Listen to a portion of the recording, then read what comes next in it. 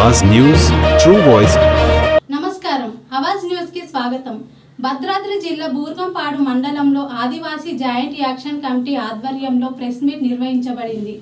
లంబాడీలకు ST హోదా రద్దు చేయాలని అర్హత లేని లంబాడీల విమర్శలు తగవని స్పష్టం చేస్తూ భద్రాచలం ఎమ్మెల్యే తెల్లం వెంకట్రావుకి ఆదివాసీ సమాజం పూర్తి మద్దతు ప్రకటించింది।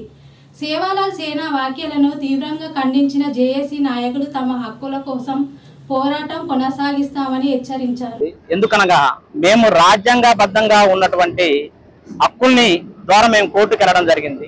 వాళ్ళు అడిగేటటువంటిది మేము అడిగేటటువంటిది ఏంటంటే 1976లో ఆ తెగకు సంబంధించిన వాళ్ళని ఎస్టీ హోదా కల్పించారు। ఆ హోదాని ఏ విధంగా కల్పించారనేసి మేము కోర్టులు మెట్లు ఎక్కడం జరిగింది।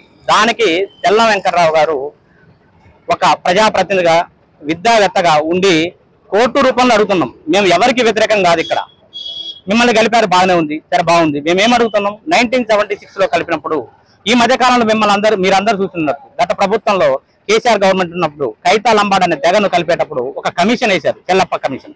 మరి ఆ కాలంలో 1976 ఉన్నప్పుడు ఎటువంటి ఆయన కమిషన్ వేశారా? రెండోది, ట్రైబల్ అడ్వైజరీ కమిటీ తీర్మానం ఏమైనా ఉన్నదా? ఇటువంటి ఏమైనా తీర్మానాలు ఉంటే తీసుకొని రమ్మని చెప్తున్నాం।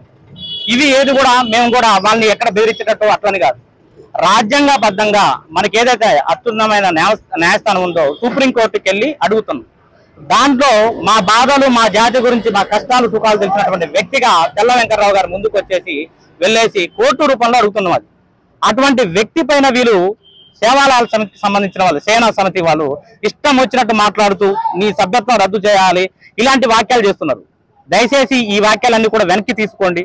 ఎందుకంటే రాజ్యాంగబద్ధంగా ఉన్నటువంటి హక్కులు ఏవైతే ఉన్నాయో అవి మాకు సంబంధించినటువంటి మీరు తీసుకున్నటువంటి ఆదివాసులకు ఒక అనుమానం వచ్చింది। ఈరోజు ఆ అనుమానాన్ని నివృత్తి చేస్తూ మేము సుప్రీంకోర్టు మెట్లెక్కడం జరిగింది।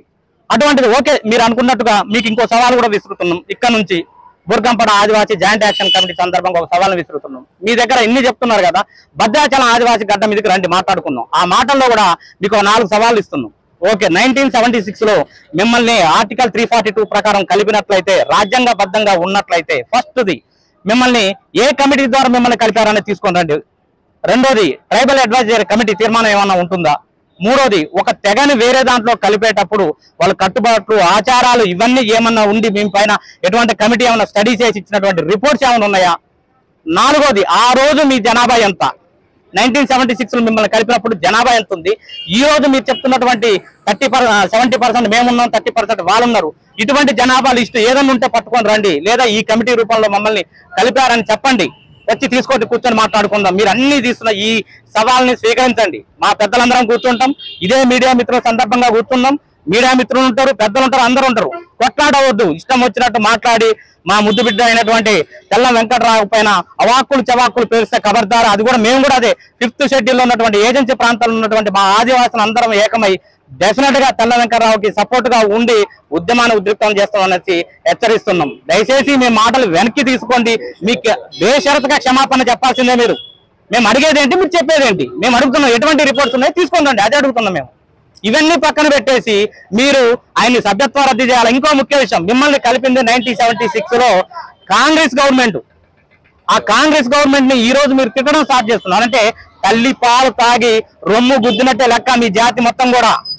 దీనికి సమాధానం చెప్పండి। ఆ రిపోర్ట్స్ ఏమైనా ఉంటే కనుక తీసుకొని రండి, అవి మాట్లాడుకున్నాం। కానీ రెచ్చగొట్టేటటువంటి వ్యాఖ్యలు చేస్తూ మా ఓట్లన్నీ మీ ఓట్లు అంటున్నారు। లెక్క ప్రకారం చూసుకున్నట్టు భద్రాచలంలో మీ ఓట్ల శాతం ఎంత ఉంటుంది భద్రాచలం నియోజకవర్గంలో? ఇవన్నీ పోవద్దు, దయచేసి మీకున్నటువంటి రెచ్చగొట్ట వ్యాఖ్యలు చేయొద్దు। మీకున్నటువంటి రిపోర్ట్స్ ఏమైనా ఉంటే తీసుకుంటాన్ని మాట్లాడుకుందాం। ఈ సవాల్ని స్వీకరించి మీరు రాగాల్సిందే కోరుతున్నాం। Thank you.